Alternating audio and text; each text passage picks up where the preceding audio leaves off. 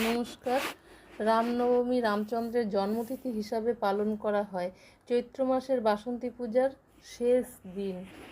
ভগবান শ্রী রাম বিষ্ণুর সপ্তম অবতার। চৈত্র মাসে রামনবমী পড়েছে 6 এপ্রিল রবিবার।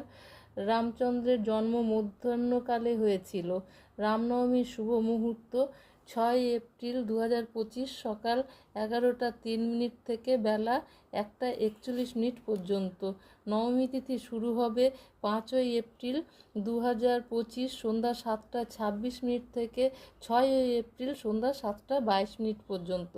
ভগবান শ্রীরামকে হলুদ ফুল, তুলসী পাতা অবশ্যই অর্পণ করবেন। তার সঙ্গে তো মিষ্টি, ফল, ফুল, চন্দনের তিলক পরাবেন এবং সব প্রসাদের মধ্যে তুলসী পাতা অবশ্যই অর্পণ করবেন।